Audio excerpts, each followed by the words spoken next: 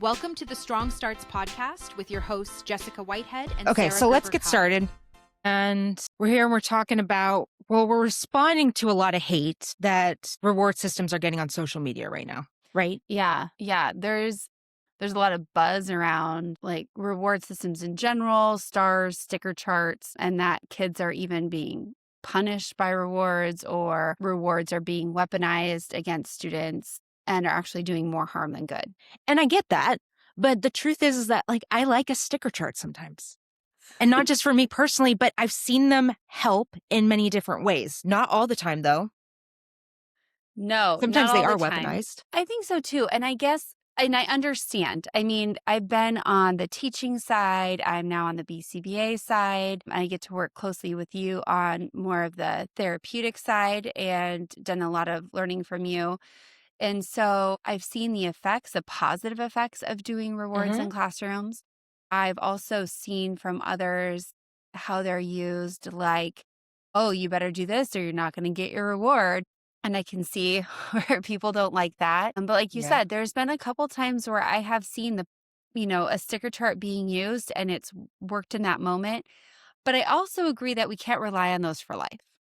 Right. That's where a huge part of the problem seems to come from is like this concern that we are developing, we're making kids reliant on this reward the same way that we used to make kids reliant and still sometimes do make them reliant on a punishment. So if we're working backwards a little bit, I can kind of see where some of that hate is coming from because it does seem like rewards are coming from a place of compliance and just trying to train kids in a certain way. Yes, and we have to be really careful about compliance. And I think we've said it quite a few times before that we have to be careful about teaching students to comply with every direction. And we work with a very vulnerable population, and you don't want students to be rewarded for doing something inappropriate.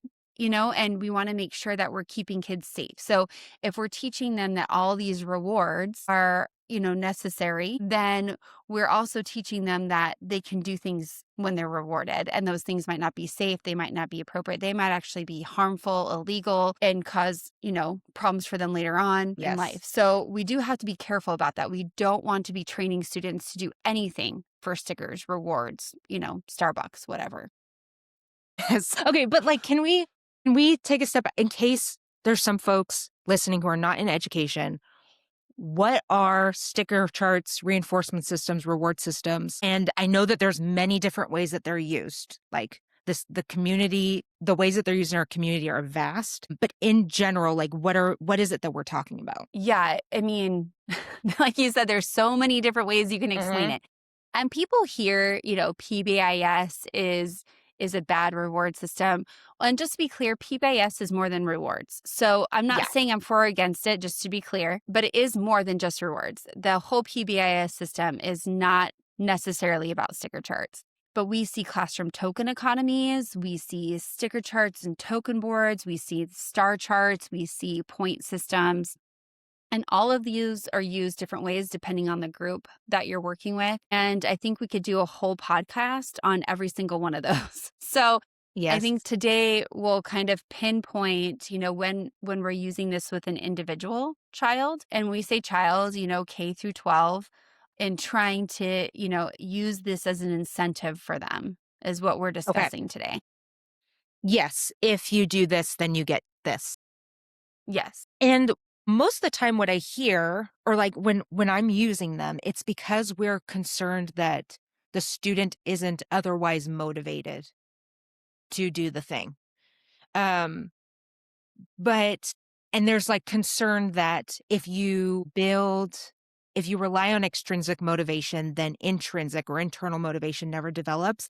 And there's actually a lot of debate around this, if that's even where we should make the divide, or if we should make the divide more about creating motivating systems that are valuing a child's autonomy to be able to make choices and kind of developing that and growing that, versus are we being controlling and working more on that? Well, and other things we think about are, ability levels, developmental levels, medical needs, and are we taking, trauma, past trauma, Yes. history of trauma, are we taking those into consideration? And also, cultural factors, environmental factors, systemic factors. So, what are we taking into consideration when we're developing these systems?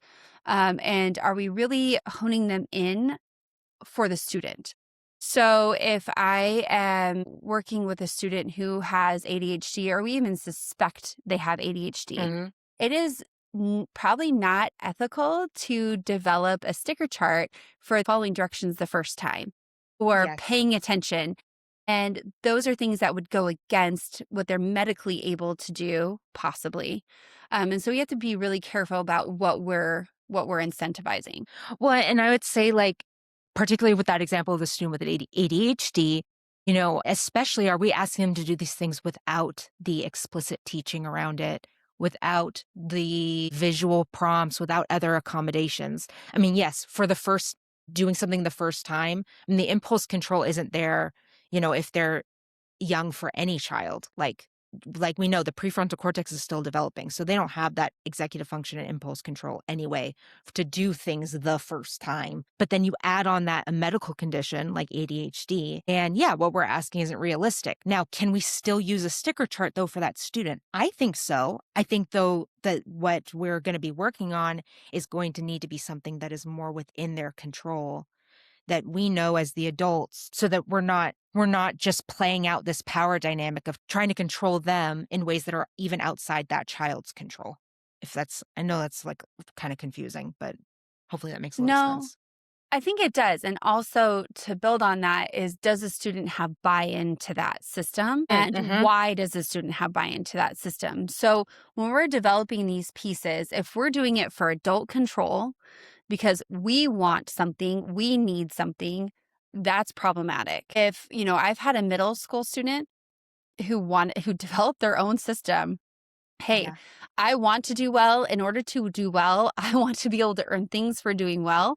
And they just controlled that. And that was fine. That was what they wanted.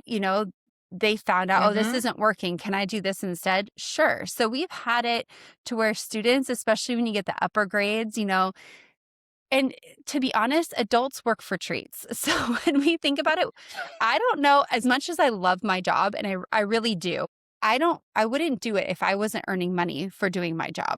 And for a few Yes. different reasons, right? I want to be able to buy things. I have a family to support. I have bills I have to pay. And so that's my reward system. I work, I get a paycheck. It feels good on payday. So we have students that are starting to understand that when they accomplish tasks, they earn something, and they're starting to develop a system around that for themselves. And I think when we can build that piece, where you can build the ownership, where they are understanding of what they're doing, it's around what they want to work for. I think that's a completely different topic, right? 100%. And so, like, your middle school student, at this point, your middle school student, like, hopefully because of all of the lived experiences that they've had and the other, like, ways that they've been taught and raised in relationship and community, they've started to identify some of their own values and what matters to them. So they were able to develop something that gave them some autonomy, be able to set their own goals. That's that intrinsic motivation. And you mentioned work. Yeah. Some days, sometimes there's some tasks at work that I'm like, okay, I'm doing this because I get paid to do it, or I do this because somebody is going to give me some kind of like validation or praise if I'm going to do it. But there are other things that I straight up will do or not do at work because of intrinsic motivation. Like, Jessica, you don't restrain kids. At one point, that was part of your job, and that was what you were getting paid to do, but you don't do it and you won't. No, I was in, and that's hard. And it's hard for me to say out loud. I actually, if you've heard me before, I definitely am anti-restraint. But there was a time I did it. I was told to do it. And I was, in that, okay, this is part of the job. I could quit. That's option one, Mm-hmm. right? I did sign a Mm-hmm. contract, so that's a little difficult. Or I could just dig into my values, and I did. And being able to stand up and say, hey, I can't do this anymore, and I'm not going to do this anymore. That was it was great for me. It felt good for me. I really liked that the other people were willing to hear what I had to say. And it really did change the dynamic of what we did as a system. Means more to me. The kids mean more to me than my paycheck. Same. And that, luckily I still got to keep my paycheck. Well, and I think that's where when we more draw the line or look at it as a spectrum of, are we allowing children their autonomy versus are we attempting to control them? I think where opponents of reward systems and sticker charts are sometimes coming from is the applied misconception that students who are neurodivergent or young children or other vulnerable populations aren't allowed to have that autonomy, that they don't have it, or that they aren't capable of making their own goals and having their own values, and that they need to be controlled. And so when we're talking, you and I right now, having this conversation about ethical ways to do rewards charts, I think that's where that's one of the places that we're centering it, is students, regardless of ability, and they can make their own choices. Now, you and I have talked about, there's some places where we're going to step in and go like, hey, because safety first type of a thing. If we're going to be talking about like rewards and sticker charts and things, we're still going to the best of our ability try to be making student-centered goals alongside a child. Yeah, and I don't know how many times I've had someone tell me, I've been using this sticker chart and I started this with a student and look how great they're doing. And it's week 1 of implementation. And they get to week 2 and then like a couple times, and then they get to week 3 or 4 and they're like, we don't know why this isn't working. It was working when we started. That's when you're saying, okay, there's not really intrinsic motivation for this.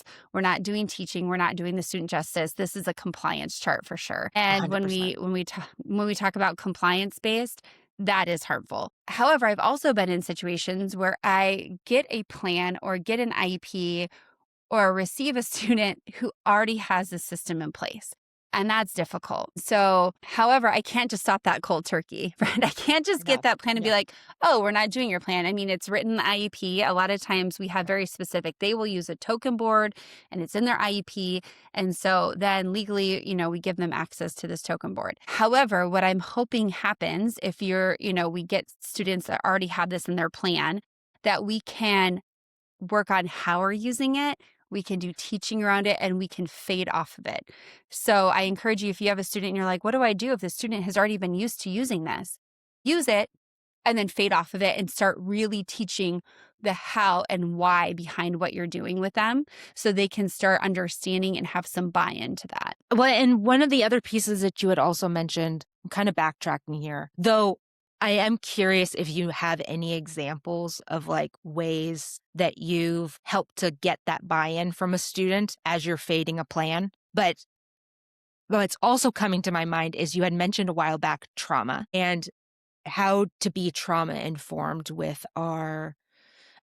these types of systems, these types of plans. And one of the things that comes to mind is I've heard some folks giving this as an example of ways that sticker charts are weaponized when we aren't considering that what we're doing might be reinforcing a trauma by withholding something from a student that they have been withheld, like as a form of neglect or abuse, or trying to like give rewards that also kind of reinforce that. And I think about if we have a student with food insecurity who has historically like not been fed.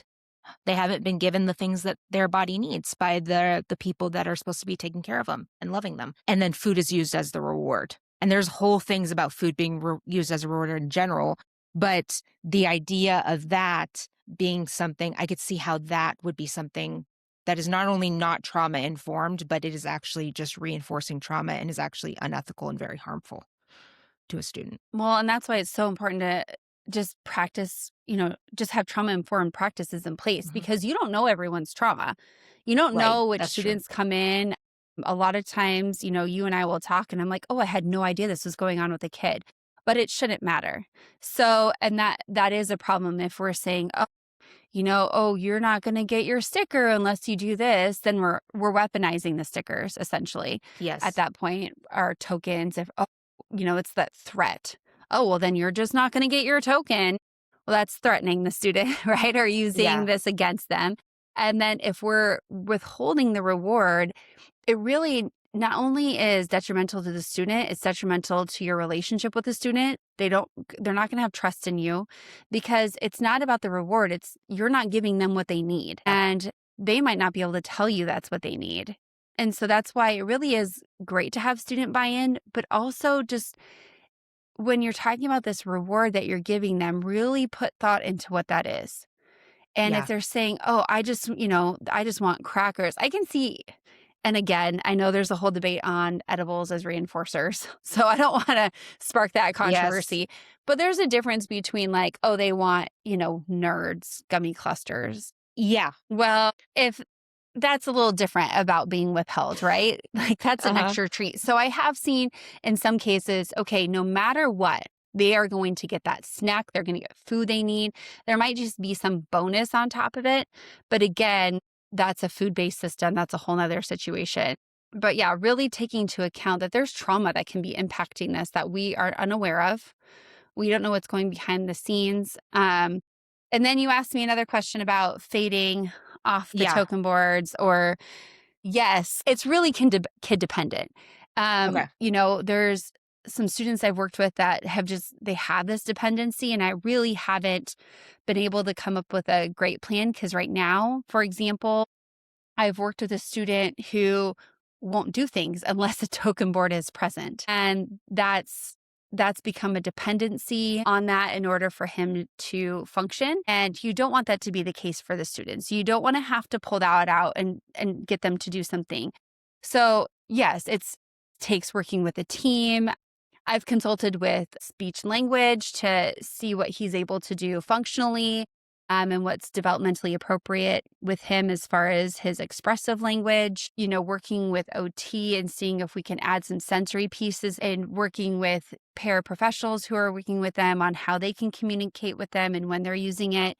And so it really does take the village around the student to make that work. Yeah.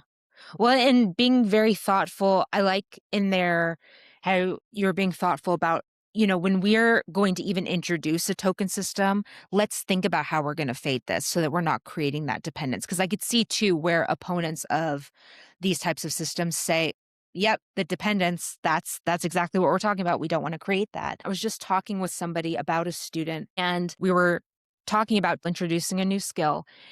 And so in the team, the question came up of, okay, do we need some kind of sticker chart? Do we need an external motivator? Typically, prior to doing all the research that we did for this episode, I would have just said, oh yeah, great idea. Let's try it. So that they have that visual, it provides some structure and predictability. Like, let's do it. But I didn't because we've been doing this research. So I just paused. I held my tongue.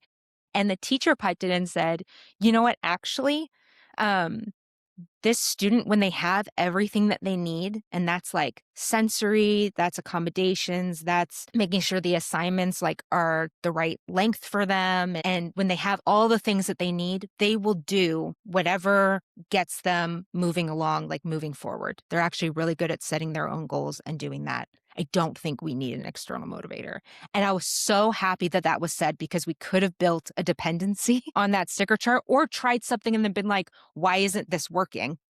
And just not considered all the other things that that student needs to be able to learn that new skill that we were going to introduce. So I think about that too when we're developing these plans, that there is so much nuance and it can be daunting to try to consider all the different factors before we try something.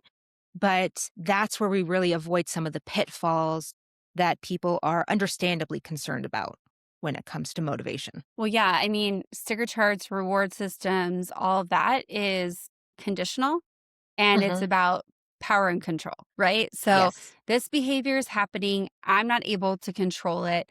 I need something to help me control it. And so therefore, I'm going to pull out this tool and it's usually some sort of incentive plan. And I'm using incentive plan because I want this person to comply. I mean, when we think about that, incentive plans are used everywhere. They're used in grocery stores. You buy this much, you're going to get that. They're used in Yes. workplaces with adults. You turn this in, you're going to get, a gift card to Starbucks. In sports, we see it all the time. We get bonuses, valuable player awards.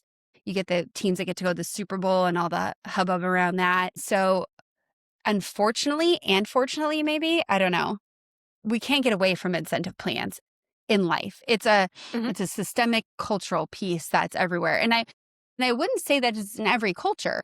Doing the research for this episode, it was really interesting to hear about other cultures that don't have this kind of system, but we do here in the United States.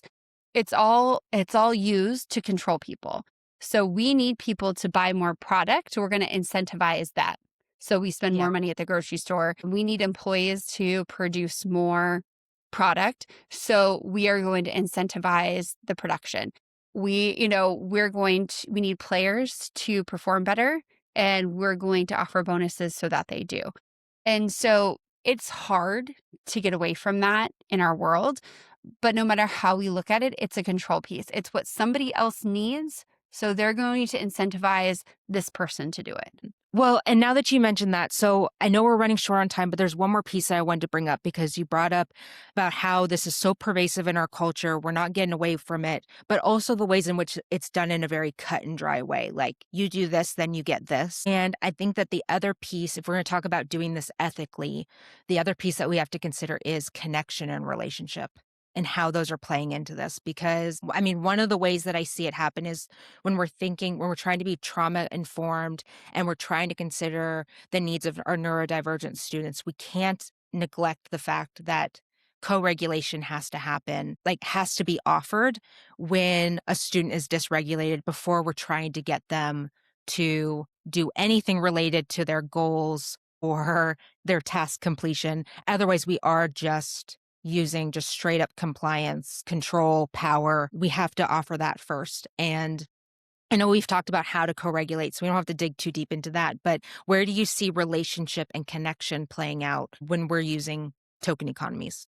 Well, we know, and we've talked about in our previous episodes about the power of relationships with students.